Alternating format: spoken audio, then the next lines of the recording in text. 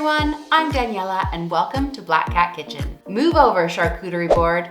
Today we're making a butterboard. This highly customizable appetizer board is the perfect way to cut down on expensive meats and cheeses that you'd normally serve on a charcuterie board. You'll find a list of ingredients and measurements in the description below. You can use any good quality butter for this recipe, but you know me, I need to be a little bit extra, so I'm going to show you how to make butter from scratch. Into our mixing bowl goes 600 milliliters of double or heavy whipping cream. Make sure to scrape out every last drop. This is also a great way of using up any leftover cream that might be going out of date. With a large whisk, whip your cream at the highest setting.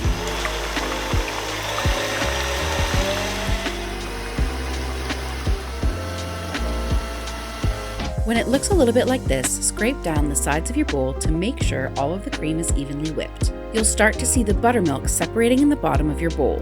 Give it another quick whip. When your butter starts to form solid masses, you can start to squeeze out the buttermilk.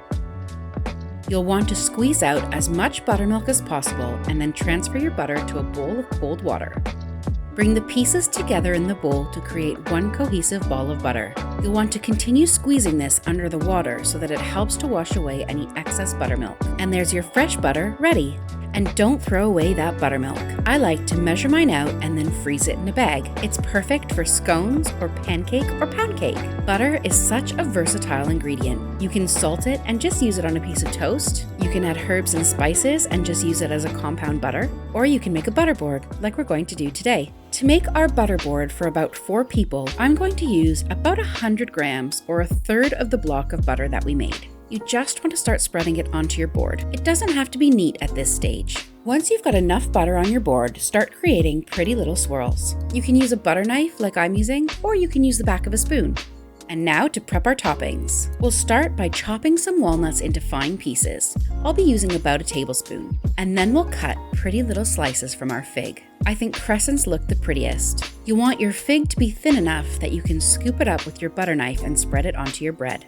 I'm taking some lemon thyme off of the stem to sprinkle over our butter. The lemon thyme really matches nicely with the sumac that we're going to be seasoning our butter with. Time to assemble. Start by sprinkling about 2 teaspoons of a good quality flaky sea salt over your butter. I'm using sumac to season my butter. It has a beautiful sour lemony taste to it, and I'm using about a teaspoon. This is often found in Middle Eastern cuisine, and it's going to pair wonderfully with those figs. Next, sprinkle on all of your beautiful lemon thyme. Place your figs all over your butter.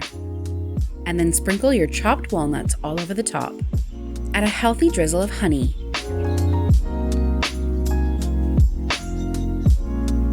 And finally, top with some beautiful edible flowers. It's a stunning centerpiece for any party or a beautiful appetizer among friends.